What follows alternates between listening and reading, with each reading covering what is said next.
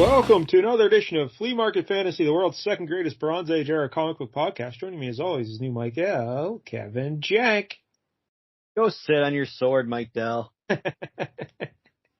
Today we are reading Conan the Barbarian, issue 88, and this is from 1978. And this is from the creative team of Roy the Boy Thomas. Yeah. No, you're in for a good story with Roy the Boy Thomas. And John Buscema, the great John Buscema. So, this is the first time we've ever done a true Conan issue here on the show. We did a What If with Thor and Conan way back in year 2 of the show, I think. I will say this for this issue of Conan, not a lot of Conan. No. Also, I think it's Conan, unlike Conan O'Brien. Yeah. I think it's the bane of Conan O'Brien's existence because everyone calls him Conan. All right, well, before we get into this, let's remind everybody, if you're watching on YouTube, please like and subscribe. We're up to 321 subscribers. We picked up a few more. Keep those numbers rolling in. We're inching ever closer. Funny reaction channels. We're getting close to 200,000. We're getting close. 500. Our goal is 500. And seems an impossible dream, but, we'll get there one day maybe. Who knows? Yep. Hey, maybe we could have a reaction channel of people watching Flea Market Fantasy. Yeah. That'd be dynamite. Also, I have a book out there called Monkey Flip about a chimp detective. And if things go right, I may, by the time you hear this, I may have officially started on the sequel. Oh, that's exciting news. Yeah, don't get too excited. But yeah. By started, you mean like I typed the first word? Yeah, pretty much. Yeah. So we'll see. Some things still have to fall in place before now and this weekend, but we'll see how it goes. But all right. Do you outline first, or how do you do this? It's a very complicated process. It usually involves a bottle of gin and a weekend in Tijuana. All right. A couple donkey shows gives you the inspiration. But yeah, you break it down by, plot arcs and then, what basically you want to happen in each one. But I don't overly outline everything because it seems like a waste of time. And it'll change. But I usually have like 4 or 5 scenes I know I definitely want in there. And they're like my signposts. And then I just go from there, So, hey, that makes sense. Yeah. All right. So let's talk about this. Conan, he is a sword and sorcery hero. Mm-hmm. As we like to say, he's really a pioneer in the field. And he was created by a fella named Robert E. Howard. Now, we went through his whole history the first time we did the Conan story, but I'll do a quick recap here because it is a fascinating tale. Oh, boy. Robert E. Howard. So the first version of Conan appeared in the 1931 short story People of the Dark. And by 1932, Conan was a fully fleshed out character for stories in Weird Tales magazine. This Robert E. Howard fella, he was born in Texas in 1906. So he created Conan when he was 25. And over the next 5 years, he wrote 21 Conan stories. Holy hell. But sadly, in 1936, when he was just 30 years old, Howard committed suicide. Ooh. Yeah. That hurts. Did he sit on a sword? He did not sit on a sword. Howard was very close to his mother, and she was the one who instilled the love of literature in him. And so he was his dad and the mom. They were kind of not. It wasn't the best relationship, I would say. The mother, she was suffered from tuberculosis. She got very ill. She was at home, and her nurses were taking care of her. She fell into a coma as well. That's the other big detail here. That's a big part of that. Yeah, and he said, do you think she's ever coming out of this? And the nurse says, yeah, I don't think so. I think this is it. So Howard walked outside, got in the front seat of his car, took a pistol out of the glove box, and shot himself in the head. Oh, yeah. And he died 8 hours later. Don't tell me his mom then came out of the coma. No, she died the next day. Oh, okay. God, that would have been like a terrible irony to that story. But his dad was still there. But there's some interesting details here because it seems like Howard, his health was failing. He had a weak heart as well, I guess. It seems like he was planning to kill himself because he knew his mom was real sick and she was going to die. And he had said to his dad, hey, what are you going to do when mom dies? And his dad told him, "I'll go wherever my son goes." And apparently, some people think that Robert E. Howard thought that meant he believed his dad would kill himself too. Wow. Because in like the weeks before this, Howard went and bought a family plot at a cemetery for everybody. It seems like he was figuring everyone would go at once, kind of. Yeah. Or he took it as a threat. Like, I don't want this guy going with me. Like, I don't want to be stuck with this old man. Yeah, what a story this is. Yeah, just 30 years old. He always wanted to be a writer because of his mom. And when he got to be like 18, he started, I think he sold his first story maybe. Because back then the pulp magazines were around, like Weird Tales was like a pulp magazine deal. And he was a contributor. So in his early 20s, he was writing for them, and he was writing a bunch of stories. His first story he ever sold was like a caveman story or something. Conan was popular, but it wasn't like he was, worldly famous from it or anything. He wasn't making any big bucks or anything. So he really died before he ever had any, sense of fame or anything, Yeah, the character took off way after he died. Yeah. And it's crazy because like the rights to Conan went to his father. And then when his father died, he gave him to a buddy of his. And when that guy, like the rights to Conan passed through all these different people over the years until they eventually got to like the kids of someone many times separated from Robert E. Howard. It's like there's no direct connection between Robert E. Howard and the people who own the license to Conan. It's like the neighbors, nephews. Yeah, it like went like 5-6 different legs away from him. So, but Conan was one of the first sword and sorcery things, so he really helped cement the field. Also, this Robert E. Howard, he liked H.P. Lovecraft. He was a big fan of Lovecraft. Oh, okay.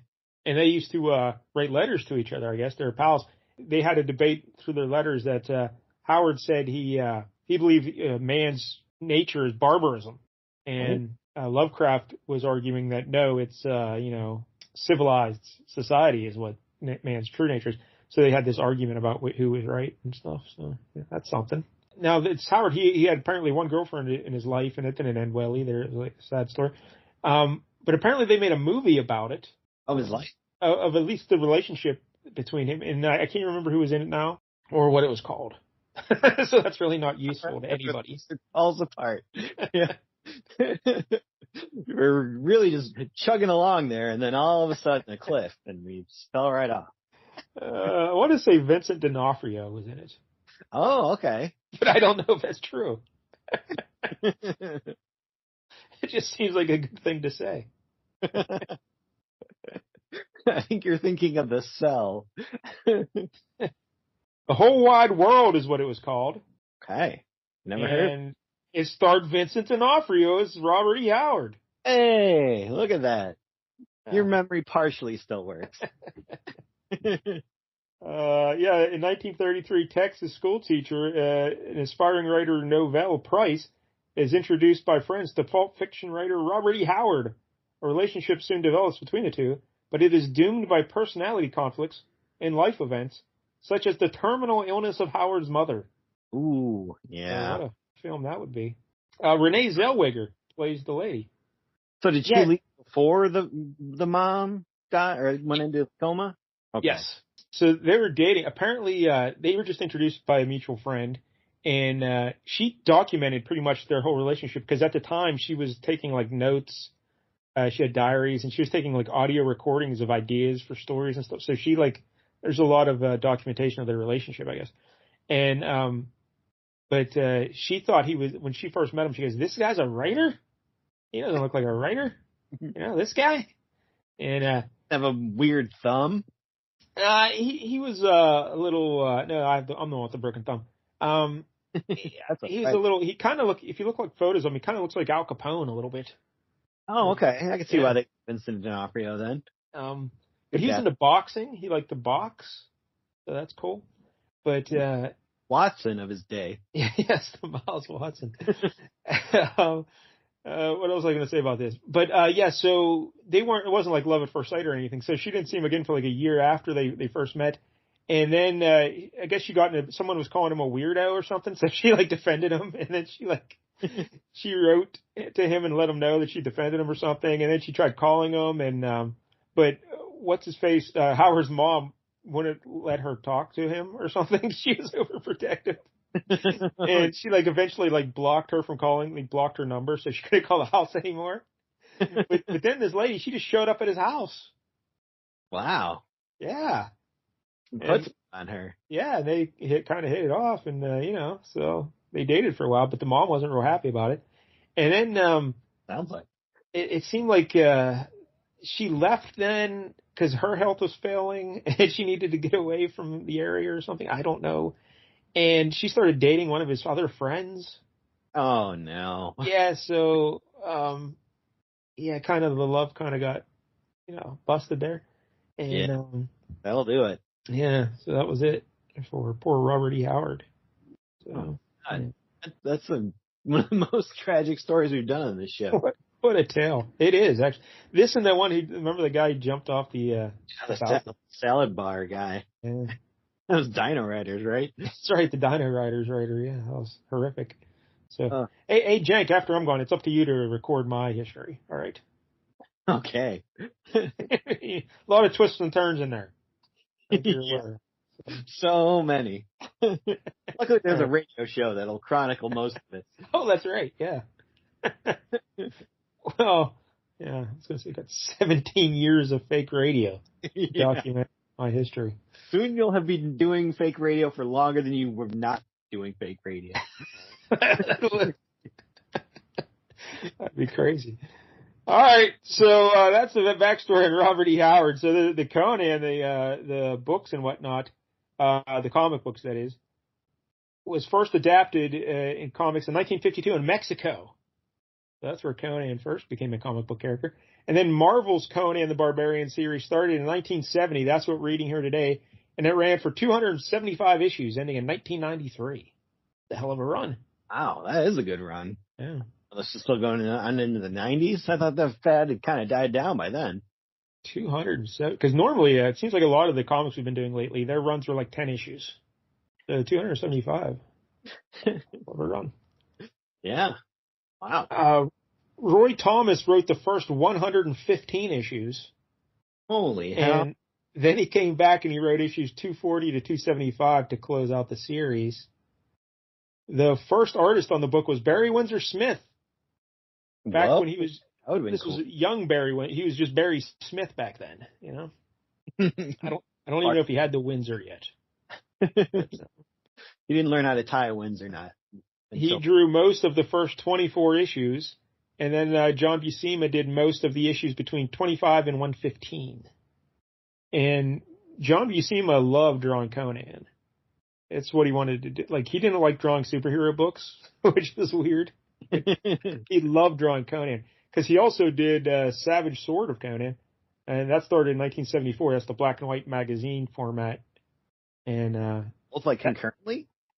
Well, that started in 1974. So what is this? 78. 78. Barry Smith still doing it those days. Yeah, Smith would have been doing it. Yeah, because when Conan first came out, it was published once every 2 months. And it was, the first issue did well, but the every subsequent issue, the numbers went down. So Stan Lee decided he was going to cancel it after issue 7. And Roy Thomas fought for it. And he said, no, let's keep it going, let's keep it going. And Roy Thomas was Stan's right-hand man. So he's like, all right, we'll keep it going. And by issue 20, it became popular enough to be monthly. And then it was one of Marvel's most popular books throughout the 70s. So it really was a good decision keeping it around. And Roy Thomas was the reason why they got the rights for it. Because keep in mind, this is 1970. So these are the numbers we're dealing with here. But Marvel they could afford to pay $150 per issue to license a character. I was going to say, wow. 150 doesn't sound like much, but every issue, yeah, that's a lot. Well, still not that much. 150 in the 70s, I don't know. But I mean, book runs. Yeah, I suppose. But anyway, so $150 an issue, and they were debating whether to license Conan or a character called Thongor.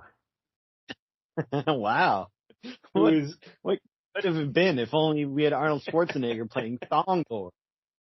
And Thongor is a similar character, but not quite. And they eventually did make a Thongor book. But at the time, Thongor's agent, his literary agent for the creator, was playing hardball with him. You know? Oh. He wasn't just going for the 150. Because Roy Thomas thought, there's no way we're going to get the rights to Conan for $150 per issue. Like, that's embarrassing. Like, that's too little money to give to the Robert E. Howard's famous character. So, but eventually he's like, you know what, I'm going to call him anyway just to see if we can get it. And when he was talking to the literary, he was so embarrassed about the 150, he said, we'll give you 200. And the guy took it. So he's like, oh, okay. So then Roy Thomas said, I had to he then volunteered to write the first few issues because he thought if need be, he could knock some pages off the amount he was being paid to make up for the extra $50. Okay. So it's crazy, like they're worrying about $50, you know? Wow. That's how tight the budgets were back then. And I don't want to tell them their business, but if you're like, well, we can either do this character or this character, we really don't have an attachment to either one, just make up your own. Just be like, here's Biff, the barbarian.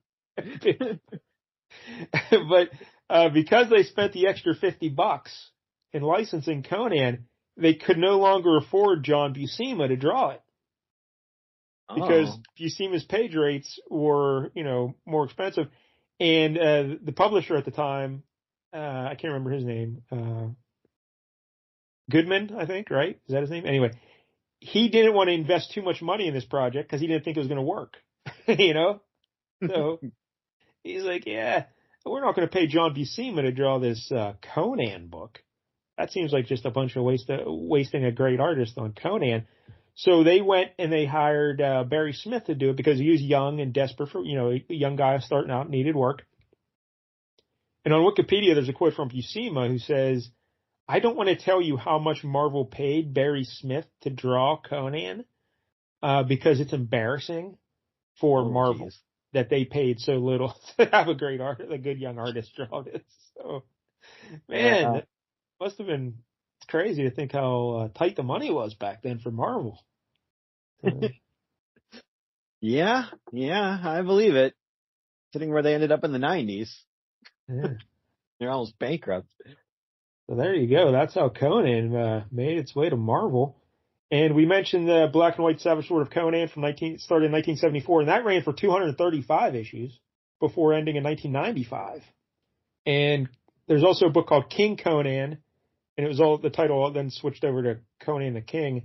That ran for 55 issues from 1980 to 1989. And like we said last week, there were more spin-offs. You know, your Red Sonja came out of Conan. Yeah. Call the Conqueror came out of Conan. There's a lot of Conan stuff. A whole Conan extended universe. Dark Horse published Conan from 2003 to 2018. Then Marvel got the license back and published books until 2022. And one of those books, I believe, was Belit. She had her own book. Oh, look at that. They brought her back. So. I remember there was some book, it was like Savage Avengers or something, where a bunch of like modern day characters ended up back then and teamed up with Conan. That's right. But somehow they're still in their own books in, you know, modern day. I don't know how that worked out. Yeah, I just read that in passing, Savage Avengers or something like that, yeah. I think Wolverine was one of them, and he was in like 5 books at the time, so. Wolverine would fit in back then, yeah. That'd be a good time for him. Yeah, it makes sense. And then something called Titan Comics took over the license in 2022, and they're still publishing Conan. All right. Conan. How do you feel about the sword and sorcery stuff? It's never been my favorite. There's certainly examples where I can get into it. I remember I did watch when I was a kid, there was this Conan the Adventurer cartoon show on like UPN or whatever UPN was before it was UPN, channel 50 around here. But I was like early in the mornings, it'd be like on before school, and it was just, I remember the theme song more than anything. I think I played it on the LCS show before. But they all had different like weapons made out of some comet that when it got close to the bad guys, it would show their true reptilian faces and stuff like that. So wow. Some of this seemed familiar. I think that Zula guy was actually in the show. I think he was one of the guys. That's something. Yeah, You know, I'm not a big sword. We watch a lot of bad sword and sorcery movies on the LCS Hockey Radio Show. That's for sure. We've seen our share, but they just always have crazy names for characters and places, and it's just confuses me. that was the hardest part of this Yeah. book for Yes, sure. it was. So many names, and they're all weird. Yeah. All right, so that's the Conan. Oh, what about the Schwarzenegger movies? Did you ever watch those? You know what? I never actually did. I've heard Yeah. like the whole thing of hear the lamentations of their women and stuff like that. Like you hear stuff about Conan, but I never actually saw the whole thing. I've never have either, I don't think. I've seen bits and pieces, so hey, maybe for the LCS show we'll have to bust into some Conan. Yeah. I think So, right? Didn't they make a sequel? yeah, there's a couple of them, right? Yeah. And I think he briefly was in Red Sonja. So there are a couple other major characters in this book. We mentioned them both already. The first is Belit, and she's a very attractive black-haired lady, and her first appearance is in Conan the Barbarian 58, 1975, but she was actually a Robert E. Howard character, and she first appeared in the 1932 story Queen of the Black Coast. And she's basically the daughter of some king. It's kind of Games of Thrones-y. Like her dad got taken off the throne. I don't know. Someone kidnapped him or something. Yeah. There's a lot of kings in this place. Yeah. A lot of kings. Everyone's royalty. So, but eventually she ends it up like when her father lost power, she got thrown out of the kingdom. I don't know.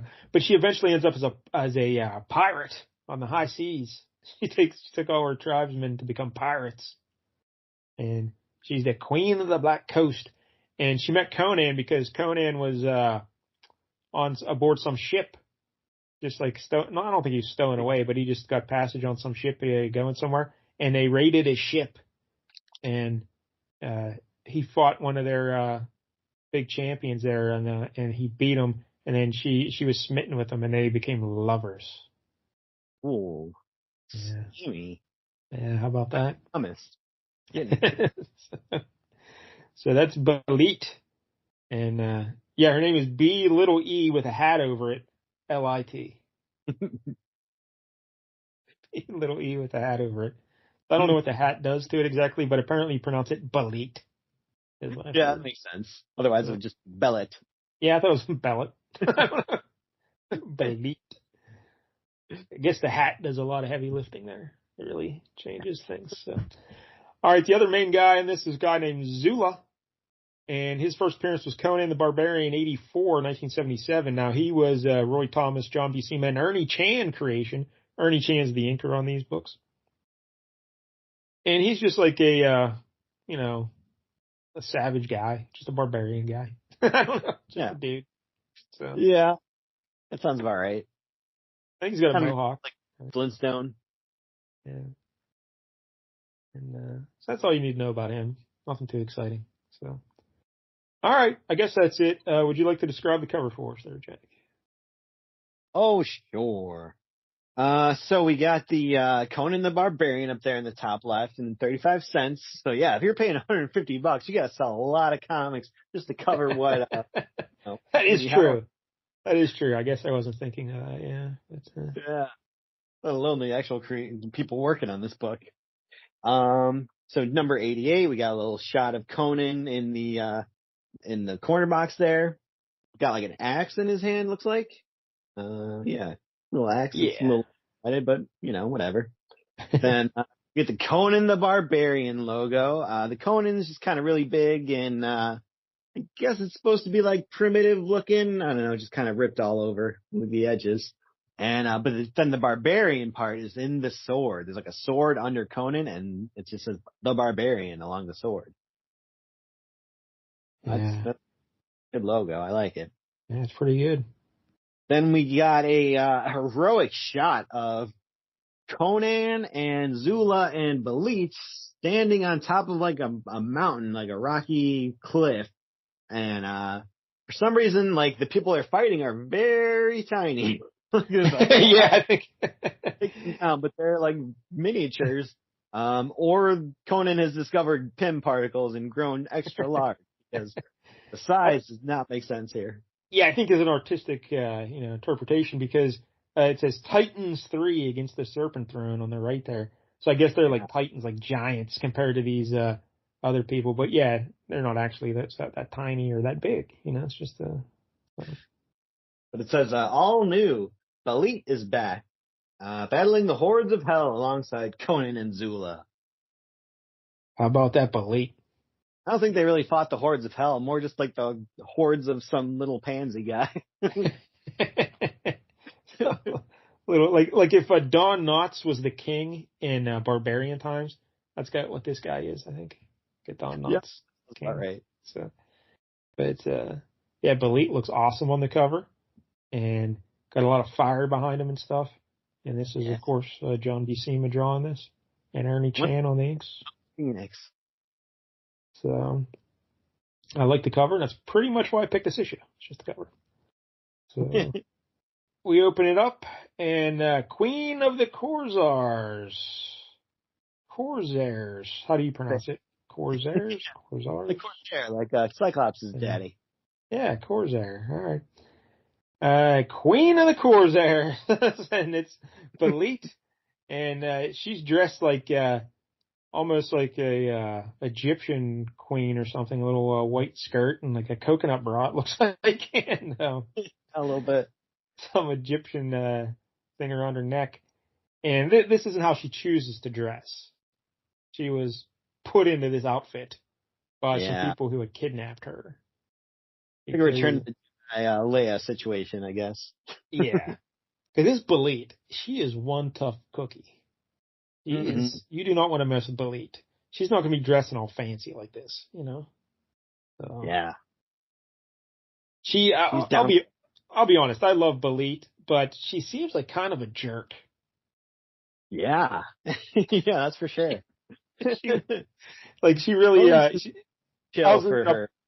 I was reading up more on her, and she's like way into like treasure and gems and stuff. She's all about getting gold, and she doesn't really care who she has to kill or whatever to pillage. And, she just wants her money. So we see her in this little fancy outfit. We see Conan and Zula there standing next to her, and she's basically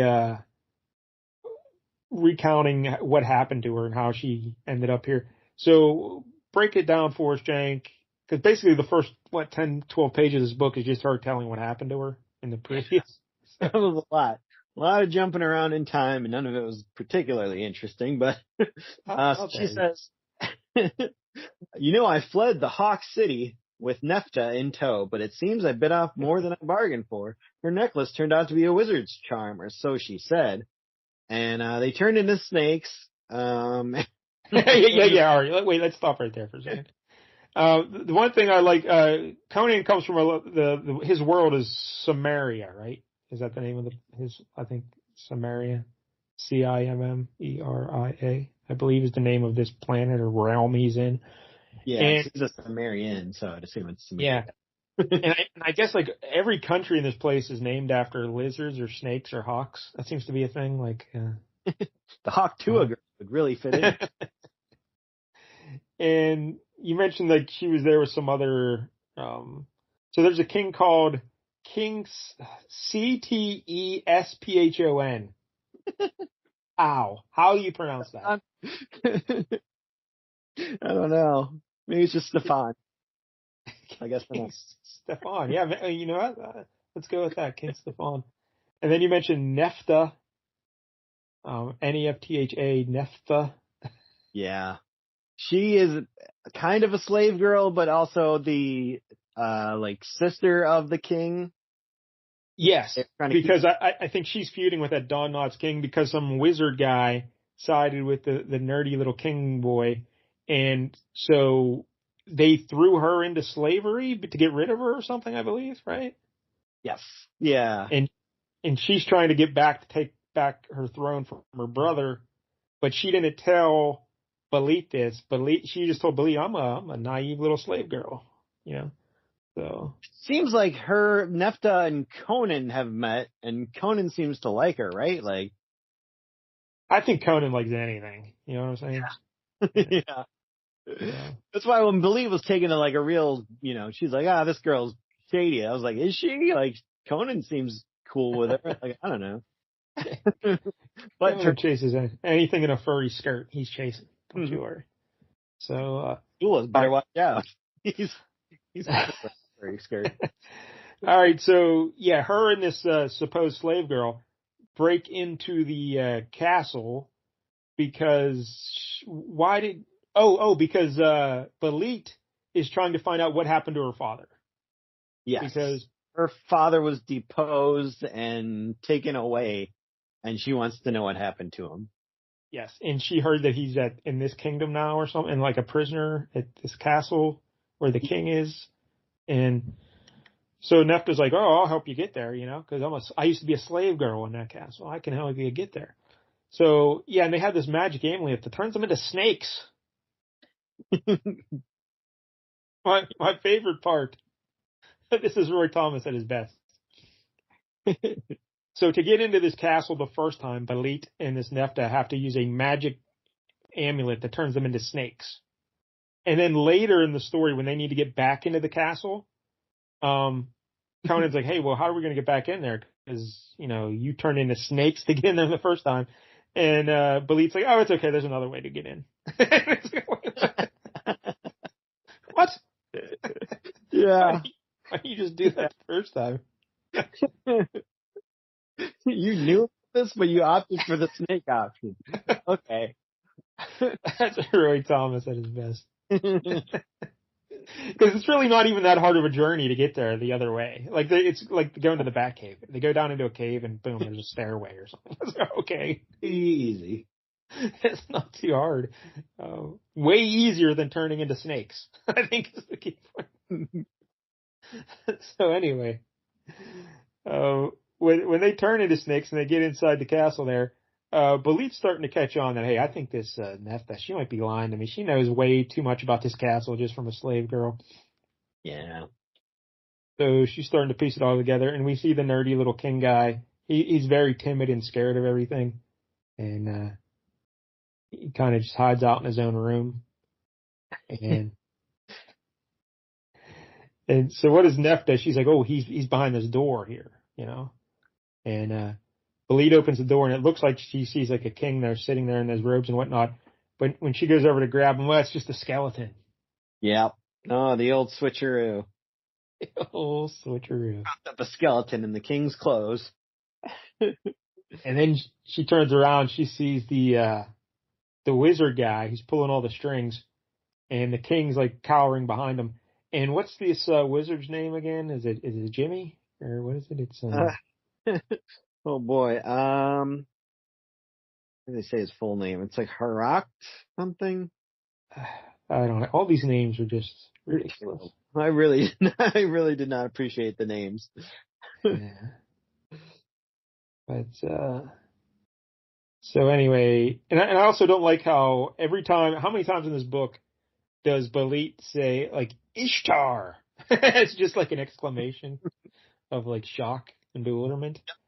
Yep, you always got to have your different time period has to have its own exclamation. She says it many times. Yep. So this wizard, he doesn't even introduce himself here at this top. Come on, you're an evil wizard. You should say your name all the time. Maybe the name gives him power. But she's like, hey, this is a trap. And so she thinks Nefta set her up. But technically Nefta didn't set her up for this. Like they had spies somewhere in like her, that told them that they were coming.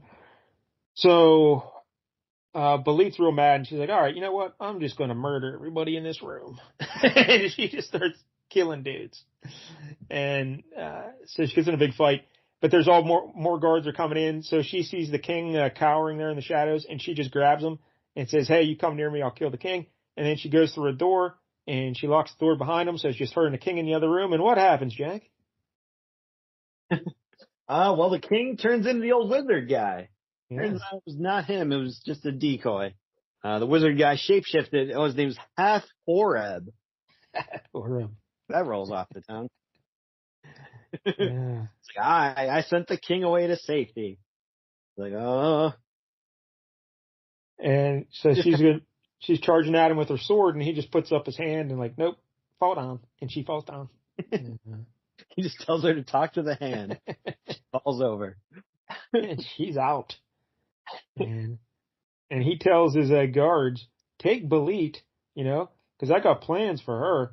And so they just chuck Belit on their shoulder and they carry her off. And apparently they change her clothes for her while she's out. That's nice of them. Yeah. Pretty good job for the soldiers too there back in the day. Yeah, change that good looking lady's clothes for her. All right. She's captured now. Now it seems like his plans for her was to get her dressed up like a fancy princess and then put her in her sarcophagus and throw her in the water. That seemed to be the plan, right? Isn't that what Yep, that sounds about right. That's what you do for fun back then. You don't have TV, so you got to make your own entertainment. He could have just killed her while she's laying there on the ground, No. Gotta leave a good-looking corpse. That's nice. So then Conan and Zula saved her from the sarcophagus somehow in the previous issue, and that's how we got here where we are today. So now they have to go raid the castle one more time, except they don't have to turn into snakes. They just have to go underground in that little cave. And through this cave where there are no obstacles. And they end up at the exact same spot where her and Nefta did when they were snakes. You know what I mean? Well. Anything was unnecessary. Or you stay as snakes until you're right where you need to be. Like you be a snake the whole time. On the king and then pop out. Because they pop up through a stone in the floor there, and Belit says, "Oh, hold on a second, I got to do something in this room." And Conan's like, "What is that? The king's bedroom?" So he says, "I don't know what the implication there is." And he says, "Or is that where Half Horeb does his magical spells?" And she says, "Neither. It's where my furry underpants are." And she goes and changes into her regular outfit, which is like furry underpants and like a brown, kind of like a swimsuit top, one-piece swimsuit top looking thing. Yeah, it's like Vampirella's, but, more covered than that. Not quite as flimsy. And Conan's like, what does he say? He takes a dig at ladies, doesn't he? He says, when another cataclysm drinks the world, Zula, women will be putting on new robes to drown in. And he's like, go sit on your sword, Samaritan. There it is. Sit on your sword. And she says, damn well I can move more freely in clothes that weren't meant for a harem wench. That's all. Now let's go. Because this outfit's definitely made for battle. This thing that has no armor at all and is extra flimsy. If you're going to battle, you have to have your furry underpants on. It's just the way it goes. And so that's what she does. Apparently their relationship is kind of like she calls the shots, and like she's the brains of the operation, and Conan's just the muscle, basically. Yeah, I could see that. Yeah. That sounds about right from this issue. Unfortunately, she was also the muscle in this issue. So Belit is a badass. Don't you worry. Yeah. She's pretty awesome, is Belit. So, all right. So they're trying to track down the king again. She says, I saw, they want to find Nefta too, the slave girl / princess. And she's like, in here, I saw some of them preparing this room for something just before I was stuffed into that sarcophagus. And they open the door, and now we see, Conan always exclaims, Crom and Mitra. Yeah, that's his god. And then Belit yells Ishtar's name again. She yells Ishtar. And what do they see there, Jank, when they open the door? They're about to there's like a guy wearing a executioner's hood. He's about to behead Nefta there. Yep. She's all bound and she's about to get the old chop. And Conan says, if we'd been any slower getting here, Nefta'd be minus a head. But Belit's not. She says, the devil take her. It's the king I want. So she doesn't even care, Yeah. And, she just runs over and stabs the dude. Yeah, this Belit is pretty awesome. So, and the king goes running upstairs to get away from him, and Conan and Zula just start murdering a bunch of guards. Yep. And they're having a debate about sword fighting while they're doing it. And that evil wizard is standing off in the corner. And Zula says, don't worry about him. All you got to do is just not look him in the eyes. That's the only way he has powers, if you meet his eyes. Otherwise, he can do nothing to you. So. Seems like a pretty weak power set there. Yes. What is he, Medusa? And we get a shot of Hathor just staring at him real hardcore. But, yep, they're not looking at him, so he's powerless. Yep. Now, here's more Roy Thomas at his best. Conan's just murdering these dudes, these palace guards. And he says, fine, and while you're working up to it, I'll show these pampered milksops how the northern barbarians cleared our borders of Aquilionians. What is he, Thunderbolt Ross, calling people milksops? I know, that's what I thought. Pampered milksops? Conan the Barbarian is calling that? Yeah. It does not sound very period accurate to me. It's rough. These freewheeling hippies. I'll show them flower power. All right, so Belit tracks down the king, and he's cowering up at the top of the staircase up on a balcony there. And she's cornering him, and she says, hey, what happened to my dad? You know, I'm looking for my dad. And he's like, I don't know what happened to your dad. And he's like terrified. And we see Nephthys sneak away, because when everyone else at the ground, like Conan and Zula are just butchering these palace guards.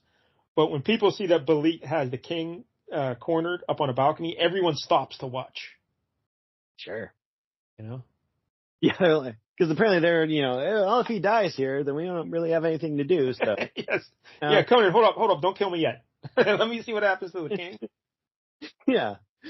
We'll just give up if he's dead, because then we have to fight for it. So everyone stops, and they're just watching. Nephthys slinks away when no one's watching, and then we get back up to the balcony there, and the king says, your dad, I don't really know your dad, but when I took power, I had a bunch of people I wanted to arrest and throw in prison, but to do that, I had to murder everyone else who was in prison, so, yeah, I probably killed your dad. Yeah. And how does Belit respond to this, Jack? Not favorably. I know that comes as a surprise. But she says, he was my father, you Stygian swine, my father. And now for his death, yours. He's like, oh, please wait, please take my crown, but spare me. You see, it's a pretty crown, and it's all yours. You can have a kingdom here, much nicer than any in Shem. I never wanted to be king anyway. It was all Hathor's doing. Now, if you excuse me, I'll be going. All right. Yeah, so that's a pretty dynamite impression you do there of the king. And so I guess when she gets the crown, then Belit just, you know what, that's a pretty good deal. She shakes his hand and they go their way, right? Oh, of course. Sounds pretty accurate. But no, she says, I go then, you murdering dog, and kicks him over the railing. She says, yeah, straight to hell. Body. That's where you're going. And, he just falls, and we just see him splatter on the ground by Conan and the other guys. And it looks like that left arm snapped when he hit the ground, too. Yeah. It's not. Those are bending at weird angles. It's not looking good. So then the guards, instead of just saying, you know what, our work here's done, we don't have to defend, they get kind of mad, though, that the king's dead. Yeah. You know? They're like, well, we failed him, but at least we can avenge him. Like, what's the point of that? What do you get out of this? So they launch in at Conan and Zula, but then Nephthys, she says, hey, hold up. Let's have a break to the fighting, because I am now the king, even though I'm a lady. I am now the king. And Hathor says, you know what? Yeah, she is the king. And she says, and then she goes up to Conan, like you said, that she apparently knows Conan. And she says, Conan, do you recall how when first we met, I told you there were places in Stygia I would show you that you'd never find on your own? And he says, hey. And she's like, well, the time has come for me to reveal at last precisely what I had in mind. Guards, kill the woman and throw her friends in the dungeon to rot. Yeah. That's pretty cool. How do you do? I feel like Conan was here originally for her in the first place before they ran into Belit. And now she's just throwing him into jail.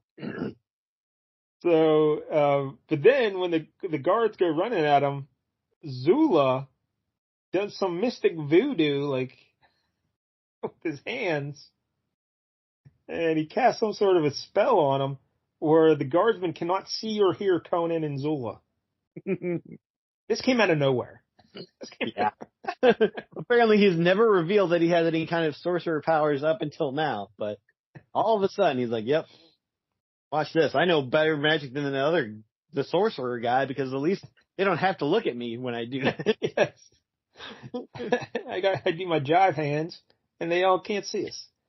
And so then Hathor says, "Fools, I can counteract your primitive gestures with my own sophisticated spells. It's but a moment's work." But before he can do that, my girl Belit steps up, and she grabs a spear, and she just chucks it from the balcony right through the top of his head and out his chest. That was pretty great. It is awesome. Yep.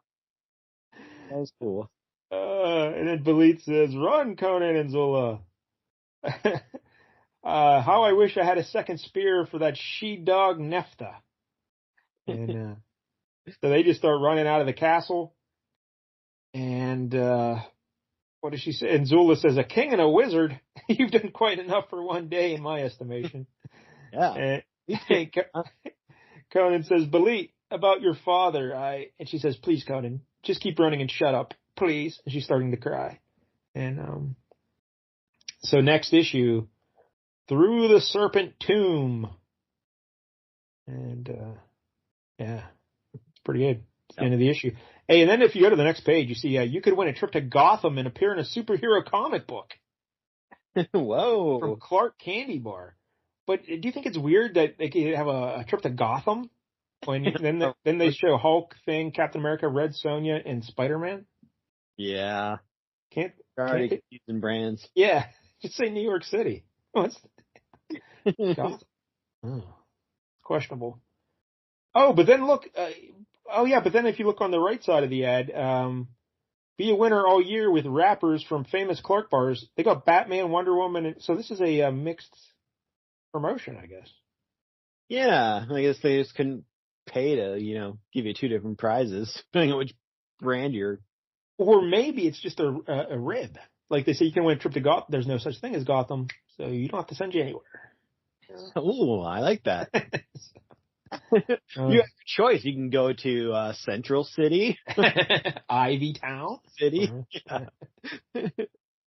Oh, the dopey DC cities.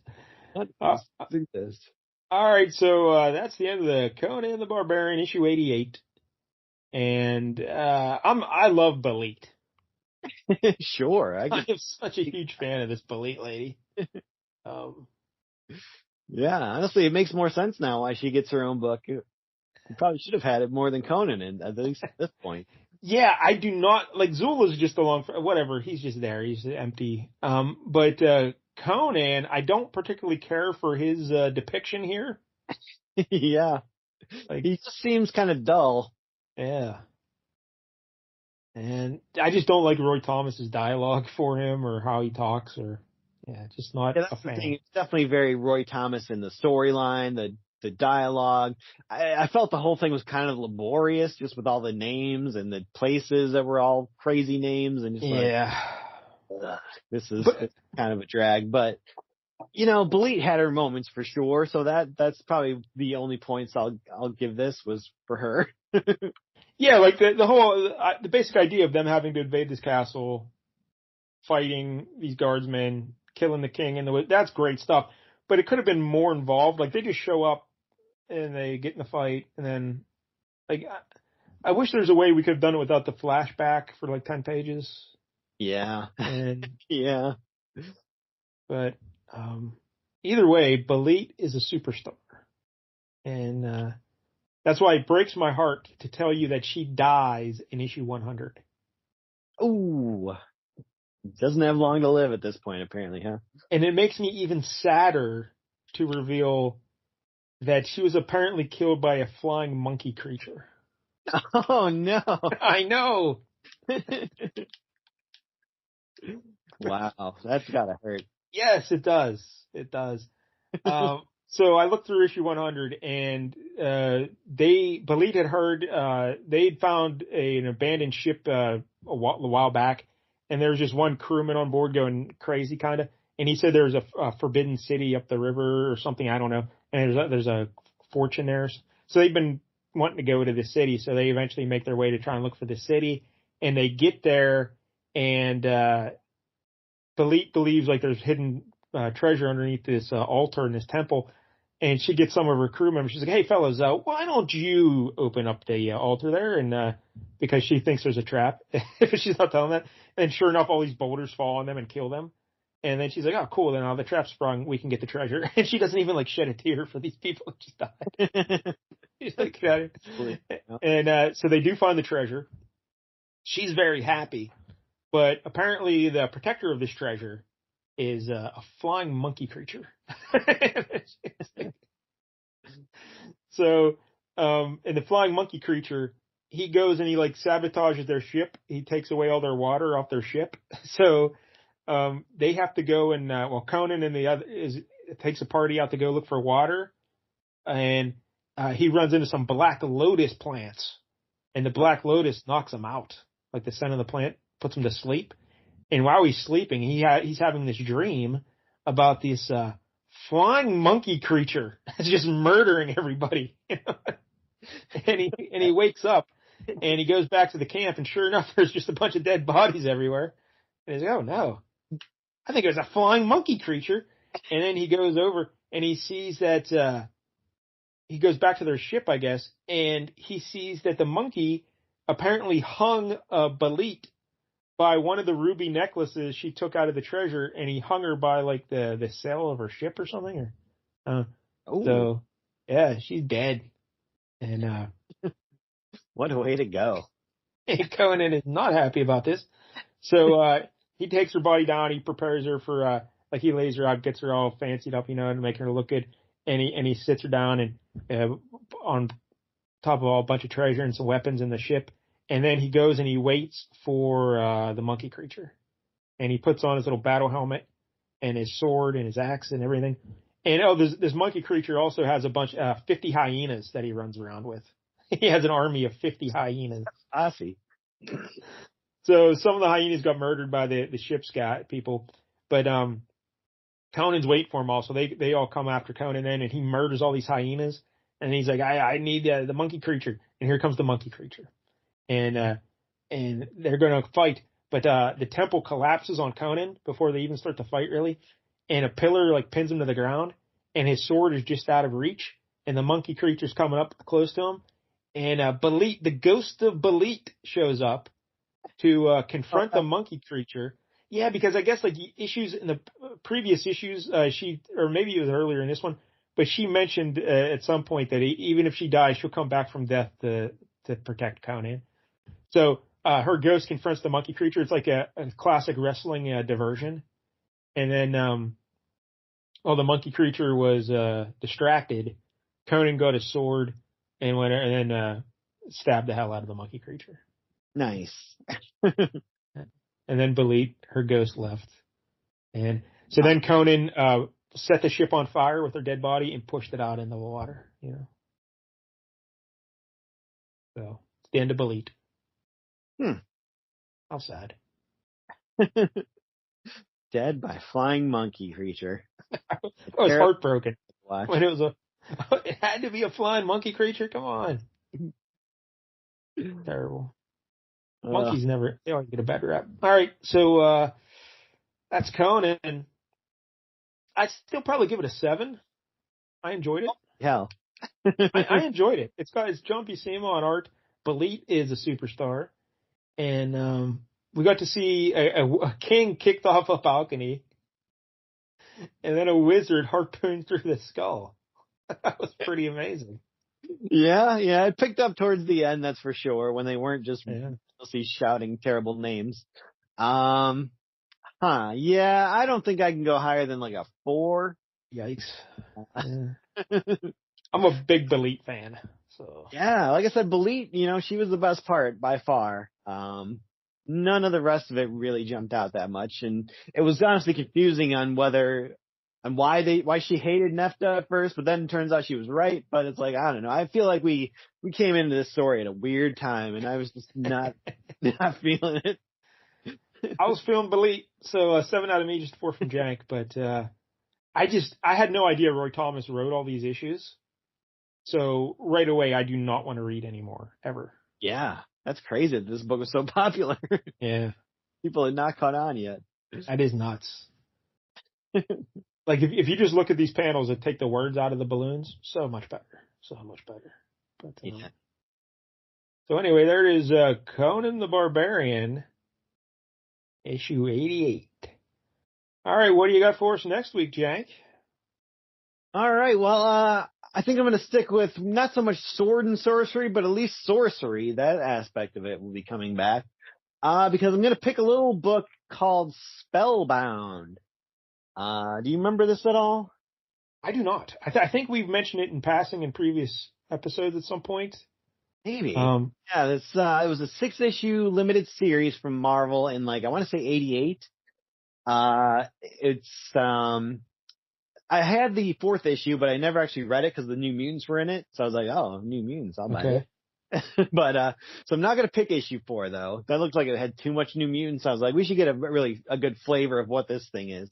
So I was kind of torn between number 5 and number 6. And I think let's just do number 6. We'll jump into the bang, exciting conclusion, which looks like a bunch of fighting for a whole issue. So I'm like, that's cool.